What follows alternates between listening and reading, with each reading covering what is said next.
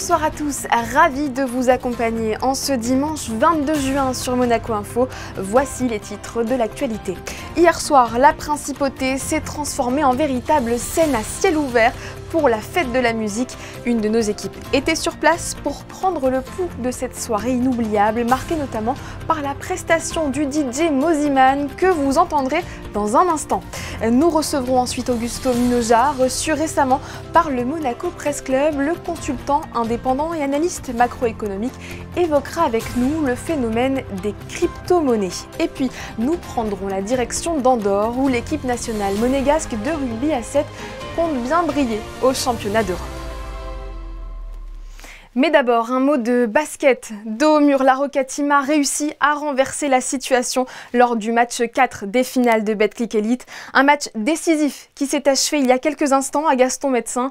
Les Monégasques l'ont emporté 80-74 grâce à une intensité de tous les instants et un duo Okobo-Strazel une fois de plus très bon, inscrivant 39 points à 2. Désormais, à 2 victoires chacun, Paris et Monaco vont se disputer le titre de champion de France mardi dans la capitale. Vous retrouverez le décryptage complet de la rencontre du jour demain avec Ali Traoré dans notre JT et dans les experts basket ensuite. Monaco a vibré sur le parquet de Gaston-Médecin ce soir et hier au rythme de la fête de la musique. Dans chaque quartier, musiciens, chanteurs et DJ ont donné le coup d'envoi d'un été prometteur. Émilie Flamin et Julien Logier ont capturé cette effervescence. Voyez leur reportage. De Fontvieille au Rocher, la musique a résonné hier dans toute la Principauté. En début de soirée, c'est la place du marché qui s'est transformée en salle de concert en plein air pour fêter la musique autour d'un repas. Bon, on est simplement venu partager un moment ensemble, en famille, écouter un peu de musique. Le partage, la fête, un bon moment et des souvenirs de jeunesse. Le rythme, la musique, j'adore. C'est une soirée amusante et conviviale pour que tout le monde s'amuse. Et une fois la nuit tombée, le port a revêtu son habit de lumière avec le concert du DJ Mosiman. Et là, on a envie de bouger, on a envie de danser, on a envie de s'exprimer parce que depuis la nuit des temps, c'est ainsi, et puis voilà.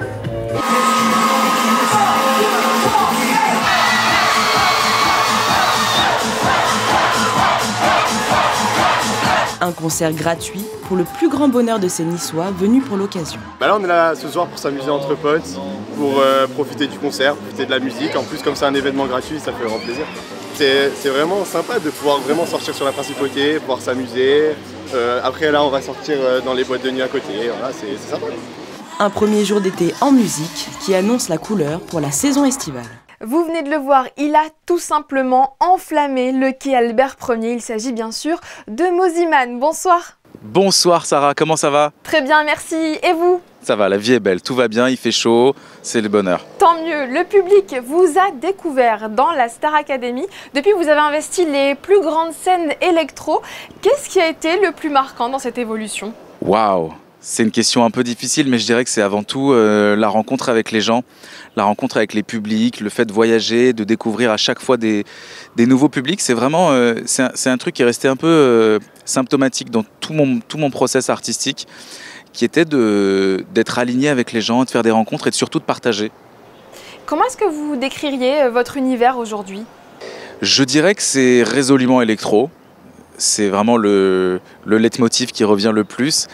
C'est de la musique électronique, mais c'est surtout, pour revenir encore au partage, trouver des moyens, que ce soit grâce aux platines, grâce au piano ou au chant, de partager encore plus avec les gens. Et donc ça passe par des chansons que parfois les gens connaissent, parfois des remixes, parfois des excuses finalement pour toujours partager encore.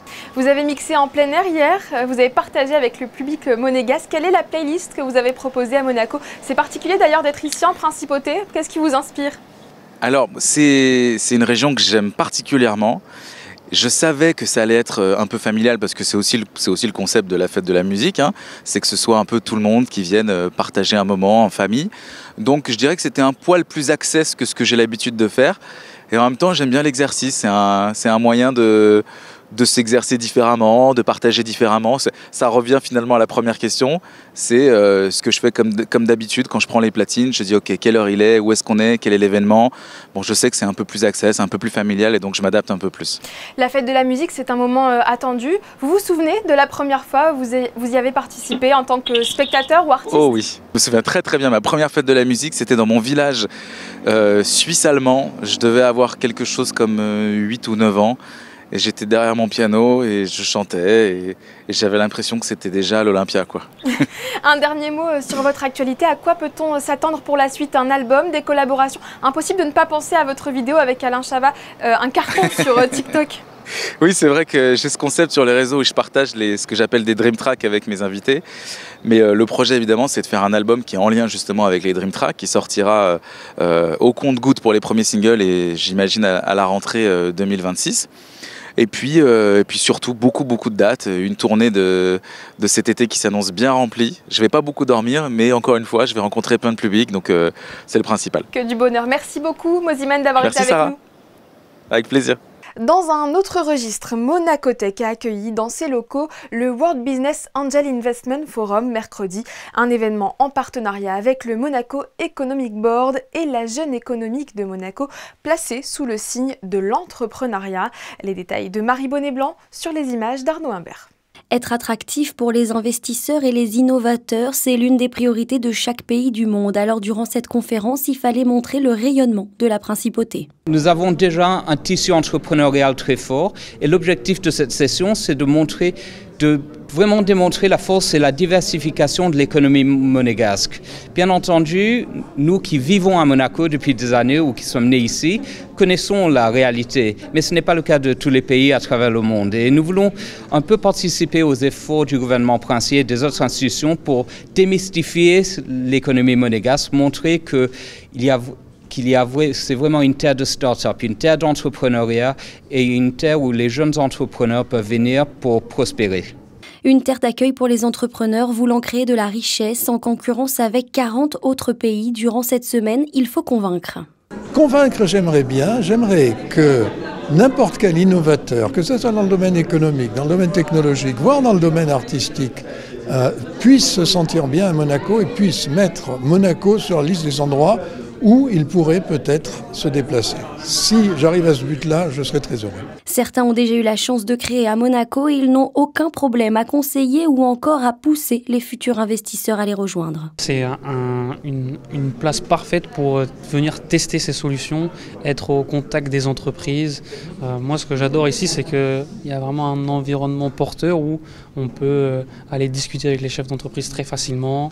Durant cette conférence, plusieurs intervenants sont venus démontrer à quel point il fait bon de venir investir à Monaco.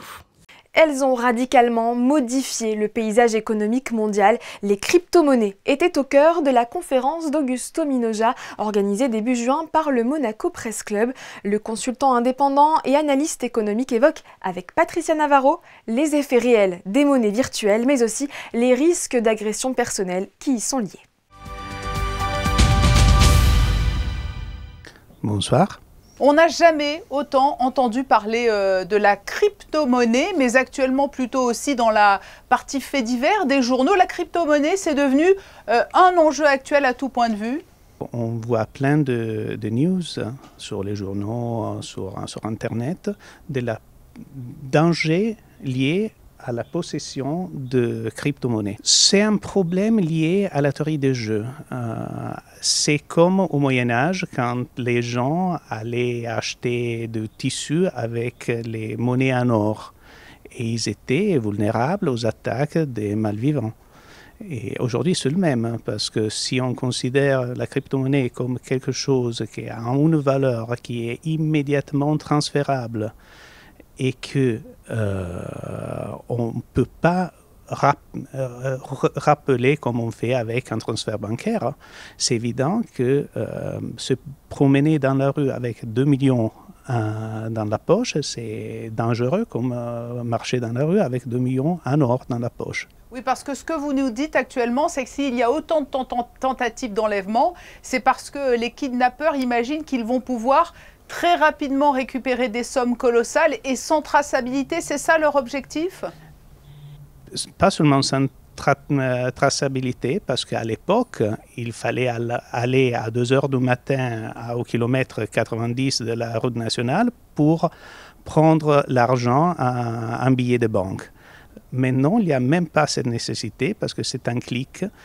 Et pour sa nature, la crypto-monnaie n'a pas de structure centrale qui peut contrôler qui est le propriétaire, les titulaires. Et une fois que c'est parti, c'est parti. Il n'y a pas de moyenne dans sa nature. Ce n'est pas quelque chose qu'on peut changer avec une loi. Comment convaincre les gens d'investir si tant est qu'il faille investir dans la crypto-monnaie? Il faut investir au fur et à mesure que c'est un type d'investissement qui reflète la propension au risque de l'investisseur. Mon idée, c'est que jamais plus de 5 ou 10% de portefeuille va être mis en crypto-monnaie parce que c'est un investissement au high yield mais high risk.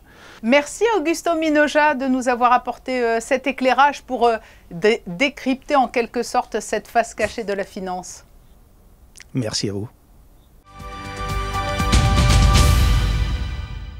Si vous êtes passionné de bande dessinée, ne manquez surtout pas ce rendez-vous mercredi prochain à l'Hôtel des Ventes de Monte-Carlo.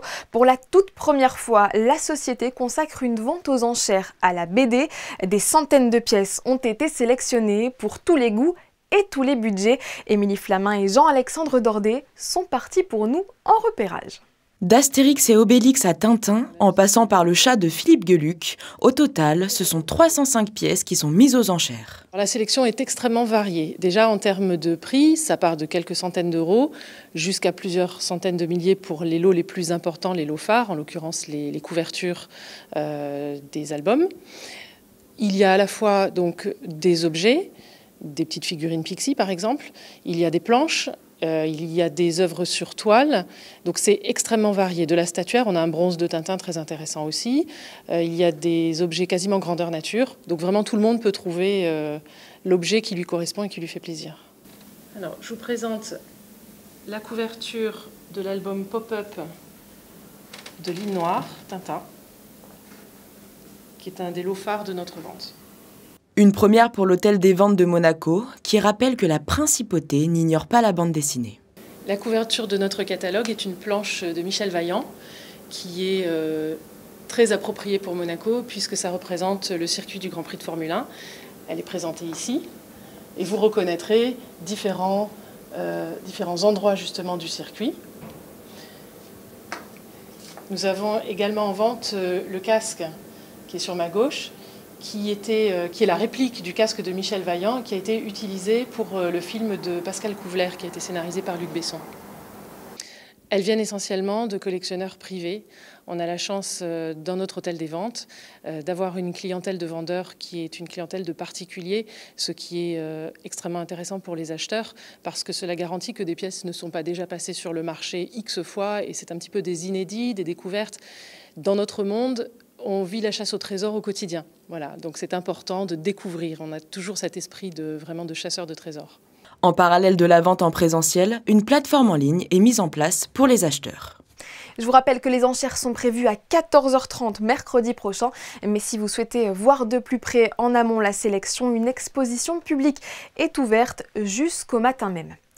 Médaillée d'or aux Jeux des petits États d'Europe, il y a un mois, l'équipe de rugby à 7 de Monaco a retrouvé les terrains à l'occasion des championnats d'Europe de rugby à Andorre. Portés par David Bolgashvili, les Monégasques comptent bien confirmer leur forme du moment en remportant le titre ce week-end. Gaëtan Lebrun et Alexandra Marangoni sont sur place et reviennent sur cette première journée de compétition.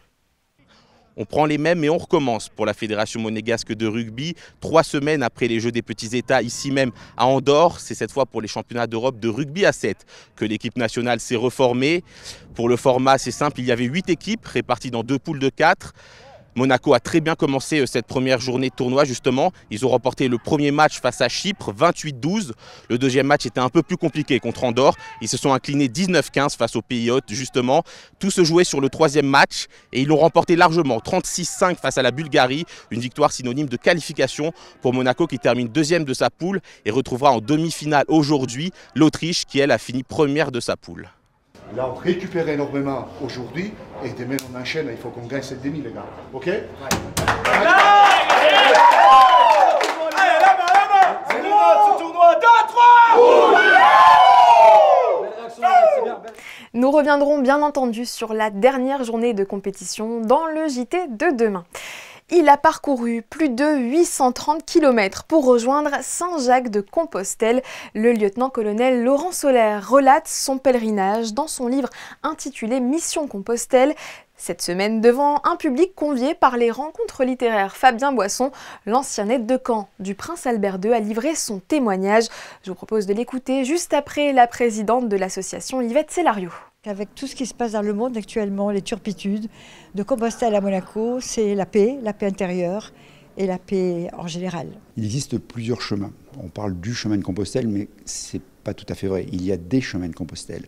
On compte en Europe une trentaine de chemins de Compostelle au moins, qui viennent du Nord, qui viennent de Belgique, qui viennent de Hollande, qui passent par notre beau pays, qui viennent de Suisse, qui viennent d'Italie. Il y en a un qui vient de Rome, qui arrive à Menton, qui passe juste derrière chez nous, ici à Monaco, à Laguet, et qui vous amène jusqu'à Compostelle. Il y en a qui viennent de Madrid, il y en a qui viennent de Porto. Il y a donc des chemins de Compostelle. Qu'est-ce que vous retenez, vous, de ce pèlerinage ? Je me suis réconcilié avec mon prochain.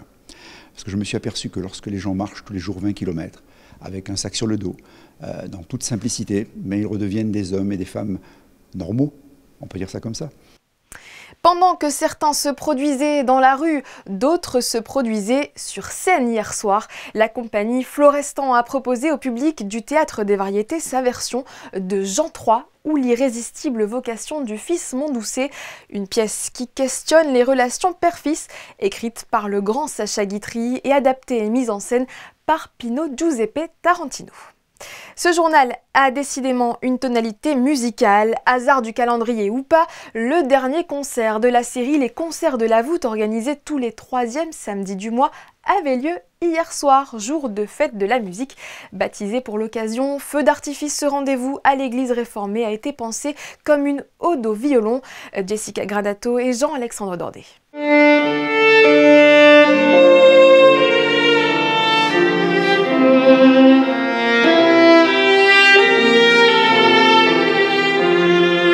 C'est dans cette petite église que la magie musicale opère.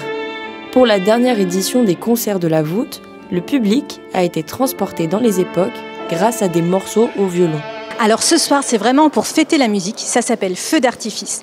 Et en fait, c'est le violon solo super soliste de l'orchestre de Monte-Carlo, David Lefebvre, qui va faire un tour du monde des plus belles pièces pour violon, extrêmement virtuoses, acrobatiques même, avec des pièces de Gershwin, des pièces de Brahms, vous allez vous régaler. On fête tous les jours la musique, mais aujourd'hui particulièrement, ce voyage musical, le fil conducteur, le fil rouge sera le violon, au travers des siècles, des compositeurs violonistes, des transcripteurs violonistes et des dédicataires qui étaient violonistes. Et voilà, on va jouer aussi pas mal de musique que les gens connaissent, parce que ce soir, c'est pas le moment de se prendre trop la tête. Derrière ces concerts, l'envie de faire découvrir la musique classique de façon intimiste. La recette est simple, des concerts courts, du dialogue, un cocktail avec le public et une acoustique exceptionnelle. Parce que l'acoustique est extraordinaire. En fait, c'est vraiment l'acoustique parfaite. Parfois, on joue dans des salles beaucoup plus grandes, mais le public se sent loin et il entend le piano, mais il l'entend avec un petit son lointain. Et là, comme c'est très proche, c'est presque comme si on était dans un salon. Et nous, on fait un répertoire essentiellement de musique de chambre ou de musique solo. Et la musique de chambre, c'est la musique qui se jouait autrefois dans les salons. Donc c'est vraiment la bonne contenance, la bonne acoustique pour ça. D'une manière générale, on va vraiment été étonné du succès qu'on a eu. Il y a un public pour des concerts comme ça, on va dire un peu confidentiels, où les musiciens ne sont pas mis quelque part sur un podium ou dans une fosse, on ne les voit pas, mais où les musiciens sont en contact direct avec le public. Paris réussit pour les Concerts de la Voûte, qui prévoient déjà leur retour. Ce sera le 6 septembre avec un événement musical au profit de l'association Lueur d'Espoir. Une nouvelle boutique vient d'ouvrir ses portes rue Comte Félix Gastaldi et elle est particulière car c'est la première de l'Off-Road Club Monaco. On y retrouve un large choix d'équipements pour les amateurs de sports extrêmes. Marie Bonnet-Blanc et Gaëlle Tanguy sont allés visiter ce nouvel espace. Casquettes, t-shirts, sweats, Gourde. Ici, on retrouve un large choix de vêtements ou d'accessoires à l'effigie de l'Off-Road Club Monaco. On peut personnaliser, on a des t-shirts qui sont pleins, qu'on peut personnaliser avec notre logo, qui arrive avec des vinyles de différentes couleurs, des strass, des brillants. Et aussi, on peut rajouter notre initiale, notre prénom. Et aussi, l'autre chose qu'on a de très joli, que je vais vous montrer, c'est notre casquette. Et en fait, tu peux changer le logo, comme ça. Et tu peux acheter ça en différentes couleurs, comme vous pouvez voir dans les magasins. Et comme ça, tu achètes une casquette et tu peux changer ça de façon que comme tu es habillé, c'est différent, ça donne quelque chose de vraiment inédit. Voitures, jet ski, trail, la boutique est pensée comme un lieu de rencontre pour la communauté de passionnés de sport extrême. L'Off-Road Club de Monaco, il était fondé pour Monsieur Massimiliano Mordenti, qui avec sa famille est passionné de tout ce que c'est le sport, les aventures, mais aussi la culture. Et en fait, qu'est-ce qu'on aimerait bien faire, c'est de surpasser notre limite, mais aussi créer des liens entre les gens et rayonner qu'est-ce que c'est l'énergie de Monaco à l'international. C'est ça que c'est l'Off-Road Club de Monaco. À l'avenir, le club souhaiterait organiser des événements de sport outdoor. Cette édition est terminée, merci de l'avoir suivi. Tout de suite la météo de Marie Bonnet-Blanc et pensez à aller écouter demain le nouveau podcast de Monaco Info. Geneviève Berthy a reçu Mireille Dumas. La journaliste était de passage à Monaco pour présider le jury documentaire et actualité du Festival de télévision de Monte-Carlo. Excellente soirée et belle semaine à vous.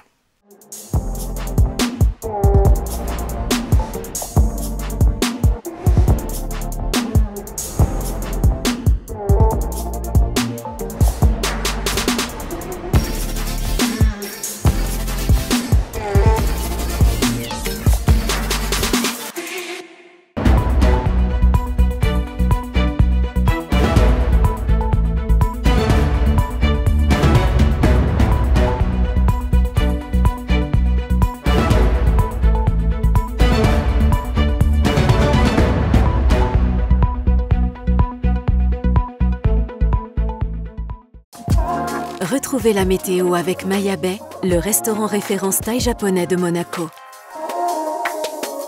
Bonsoir à tous, en ce début de semaine, le soleil continuera de briller avec un ciel dégagé, des températures encore bien chaudes. Le matin, le thermomètre affichera déjà 27 degrés et puis dans l'après-midi, il fera jusqu'à 31 degrés. Et en ce 23 juin, on souhaitera une très belle fête à toutes les Audrey. Et puis ce sera la journée mondiale olympique, l'occasion de célébrer les valeurs du sport et de l'olympisme. C'était la météo avec Maya Bay, le restaurant référence thaï japonais de Monaco.